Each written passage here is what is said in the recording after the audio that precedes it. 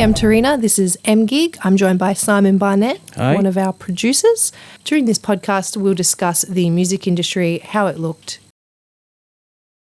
Today we will speak to Ray Evans, one of the founders of Mushroom Records, and also Johnny Halleday, the owner of the Fad Bar in the city, which is a music venue amongst other things. We spoke to some people about the music industry prior to the pandemic and how it was evolving. Check it out.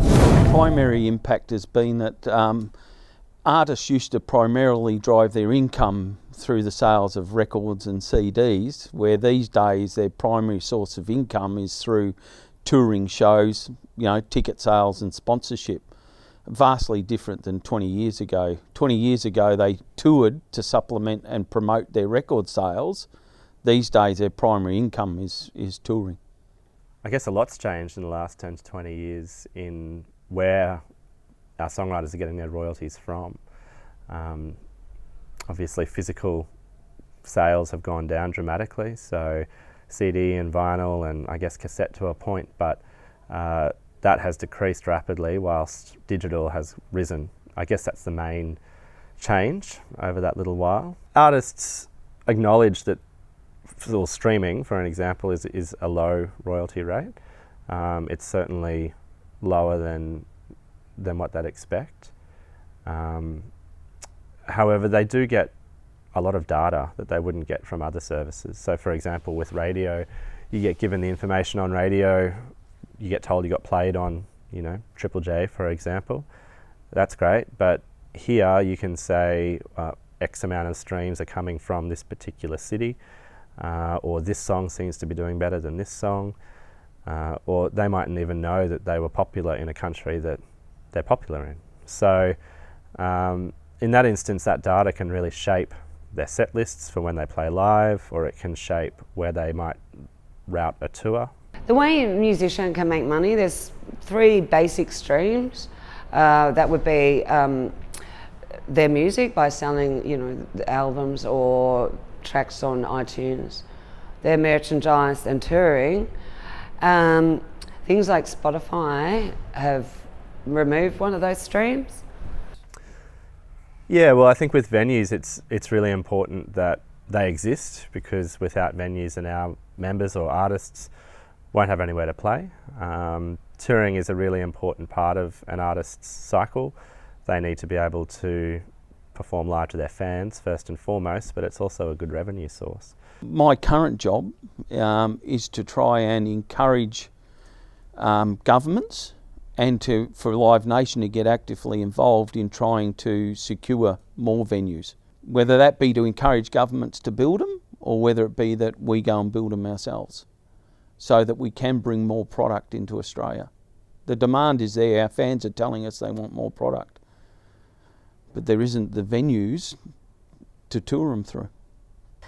I think it is, yeah, and I think it's a really good thing that people are touring a lot more. I mean, that's a really positive aspect of it, because it's great to see all these bands and old bands coming together and touring again, and the more music flooding the market, especially on the stages, to me that's the best thing ever.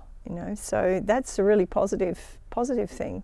Yeah, I did lots and lots of gigs, all the gigs, and I took myself on tour. I, just booked gigs in all different cities and then went to all their open mic nights and all their shows, and I'd go hang out in Sydney and Brisbane and try and meet as many people as I could. And yeah, that was a good way of doing it for me. Like, made lots of friends and got my name out that way, because I released a single here in Melbourne, when I was first getting my name out. I felt like, okay, this is good, but, I feel like most of the hip-hop people in Melbourne know me, so how can I, do better than this and get my name out further? So I started traveling a lot. And then everyone started inviting me back, and yeah, I get to play nationally all the time.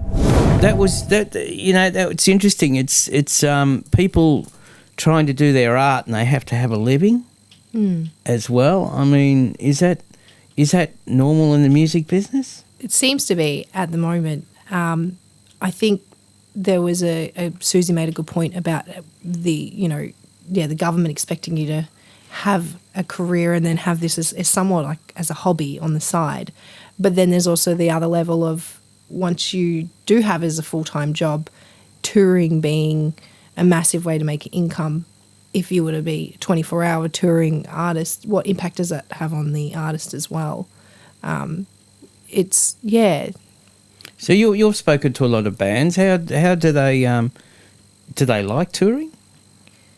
They do. They usually do like touring, but that's because, especially for local bands, they do have their daytime job, and this is as much as they want it to be a full-time thing. It's a struggle, so it is a part-time thing for them. A lot of them. So having a tour is somewhat of, you know, it's like a holiday for them in a such that they get to go. It's their work, but they get to go and spend a week just focusing on their music, you know. So I would think they enjoy touring, but I imagine it could have an impact if you were doing it 24/7, of course. Is it a lonely thing to do? Because you'd just be rolling up to a city or a town, and you'd be in a hotel, and yeah. Do you get to meet many people? I mean, I think for bands, if they're got other people on the bill, then I think that it can be a great way to meet other artists and other bands. You meet a lot of other bands that you'd probably put on at gigs when they came to Melbourne if they were touring again also. But it would be lonely, I think, you know, being in hotels every night, having to move around.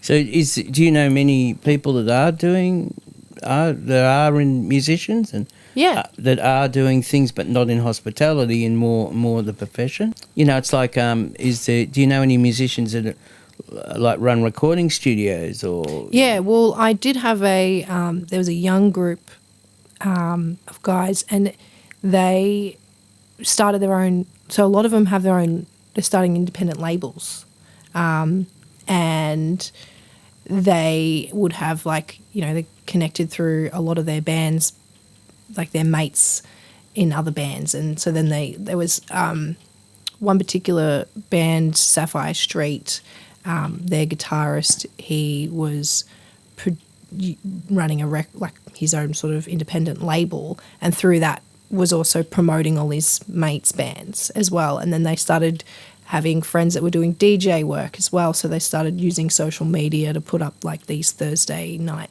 DJ sessions and things like that. So they branded out from just their band. So there is people out there doing, you know, I don't think at this point it's profitable. They maybe through merch and obviously, you know, gigs, touring. But the idea would be that maybe one day they just keep working it and they may be able to make some money out of it. Yeah. Well, you'd hope if we continue to put their energies to that. Well, you got to take your hat off for the trying. Definitely, I thought it was the interview that I had with them in terms of the band. It became something else because they had such a heavy sort of involvement in actually producing music. It wasn't just about the band after that, because of the other little things that they're doing to stay in music when they're not just focusing on the band, which is great, I think. Well, how do you think, you know, when the doors are open and we're not locked down anymore, what do you think's going to change?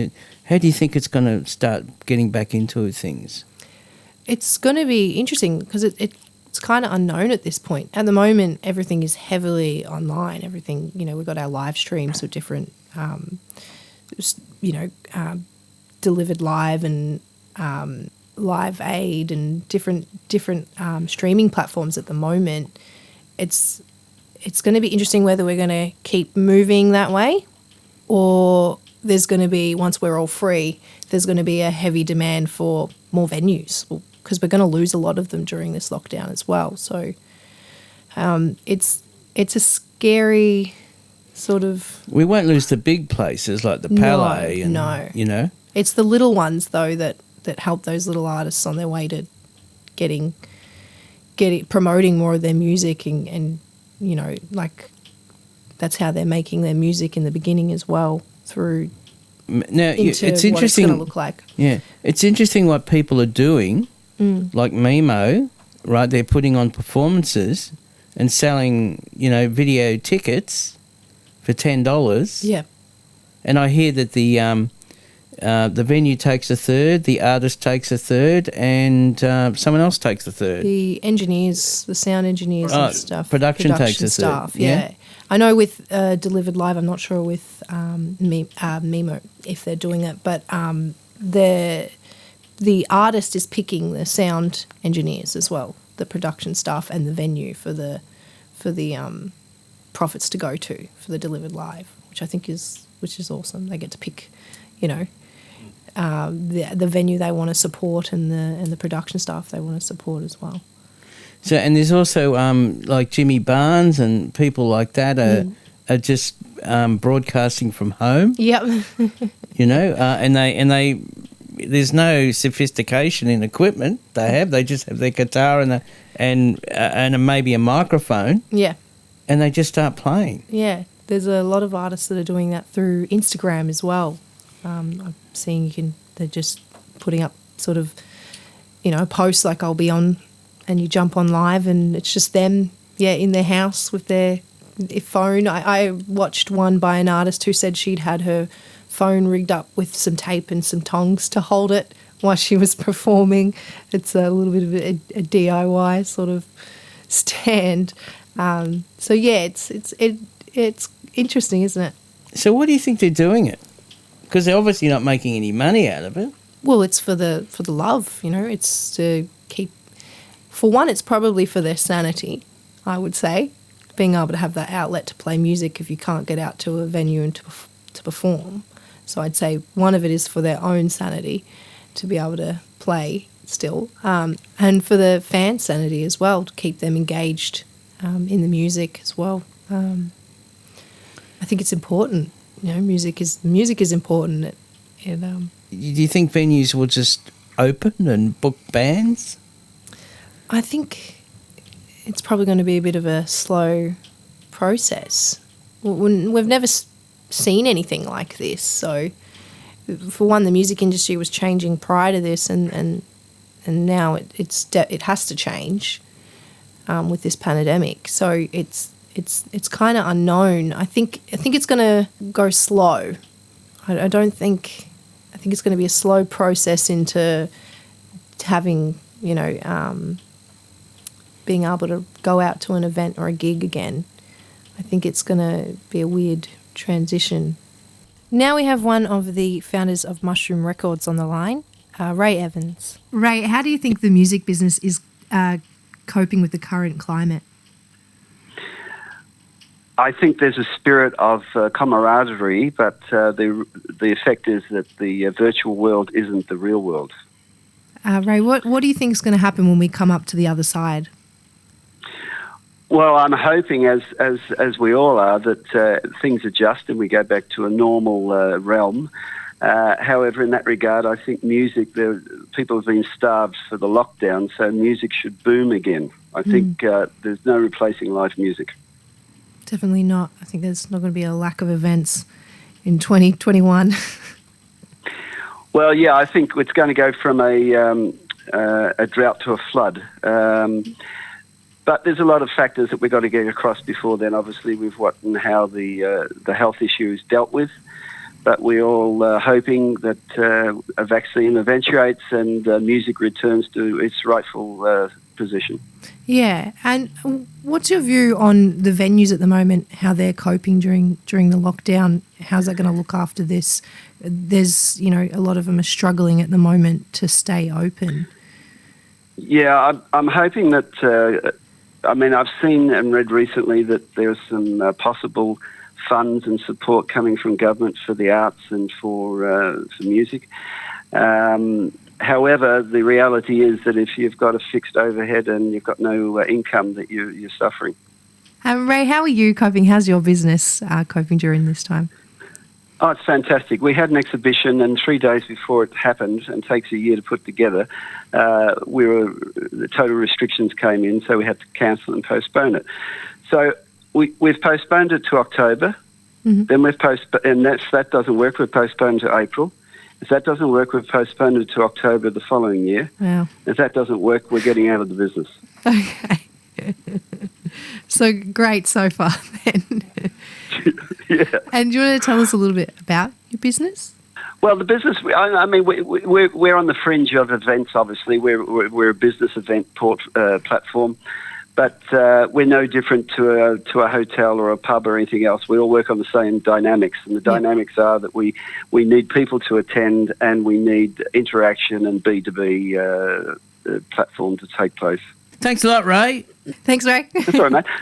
Bye-bye. Thanks, See mate. you, Bye. Ray. We have Johnny Halleday, owner of the Fad Gallery and Bar, on the line. Hi, Tarina. Hi, Johnny. Tell us a bit about your venue and how you're being affected during this pandemic.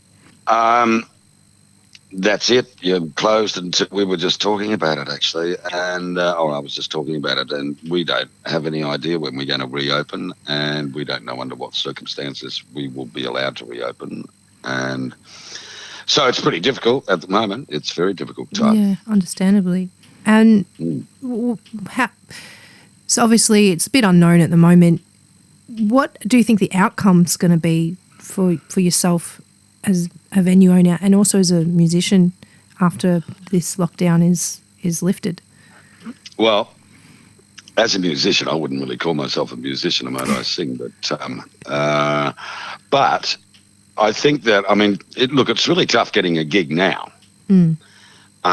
It's going to be tougher getting a gig because I believe that when we are able to reopen, that we will be restricted because of social distancing or physical distancing or whatever they want to call it. But if it's anything like it was before we were closed down, we had to reduce the numbers in this place, and they basically did that on the actual physical size of the venue itself. So we were allowed to have 26 people into FAD, and that was including our staff. Obviously, with 26 people, if you had a band like ours, there's eight, 9 people involved. You got 2 people on the bar. To be allowed to have a dozen other people. You'd be stuffed. Yeah. So, if they're going to sort of have social distancing regs in and stuff like that, then I despair for the music industry because no one will be allowed to get into the room after the music. You might as well live stream it outside. They could stand out the side in the street or something, Just stand outside and look through the window. Yeah, it's, so, I mean, look, I think it's so difficult to know at the moment. I don't think the government knows what they're going to do. All I am sure of is that it's going to be very tough up until Christmas because, I mean, I think that people are going to get out as soon as they can. I think that people go, yeah, great. Now, not all people, but, people who are into going out and going to bands and going to bars and stuff like that. I mean, they're chaping it. They're chaping it at the mouth. They're not chaping, they're chomping at the bit. They're probably chaping as well. I think it'll curtail a lot of people going out. Yeah, it's going to be interesting how they're going to allow giving the power back to us. The government's they don't usually enjoy giving back power once they have it. But this is, look, it's very hard to enforce social distancing. I mean, at the moment, I can understand and everybody understands it, but people are going to relax. If this is not in our community, there is no reason why people can't be.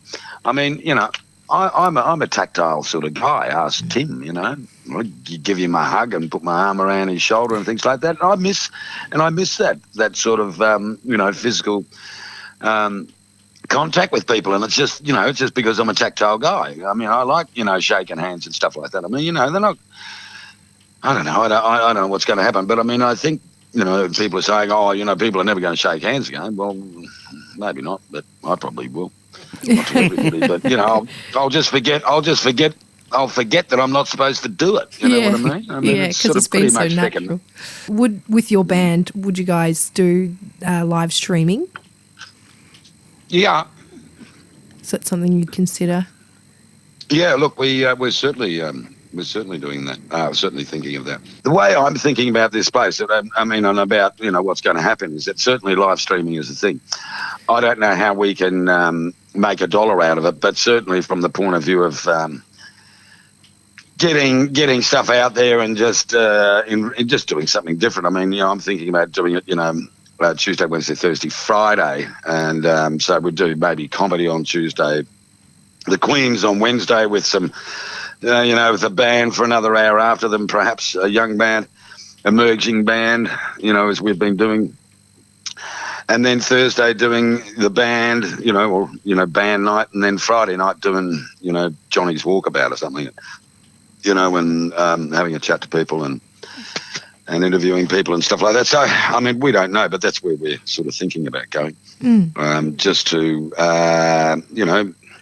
keep going. And, I mean, it's just so difficult to know. It really is. Yeah, it's a bit unknown at this point. Yes, it is. It's very difficult to know what to do. The only thing you can really do is what we're doing is just doing maintenance and cleaning up and getting organised, and we've, assuming we've got 4 months until we open, that we can get a whole lot of this stuff organised before then. So when we reopen and we're ready to open, that we do it with a bit of a bang and hopefully a few people who are out and about. That's what it's about. I mean, if you go out in the streets of Melbourne at the moment, I mean, there's no one there. I mean, I've been in here for 25 years this year. It was 25 years last Sunday that I've had this place, and even 25 years ago there was more people in the city than there are at the moment. Yeah, so it is a ghost town, so it's unbelievable. Really tough. Thanks a lot, Johnny. That was really great. Yeah, thank you. That's a pleasure, Simon. Yeah. Tarina, pleasure to speak. That's all we have for now. Next episode, we'll be speaking to some musicians about how they're coping in the current crisis, and we'll also have a chat to some other industry professionals. Thanks for watching. See you next time. Bye.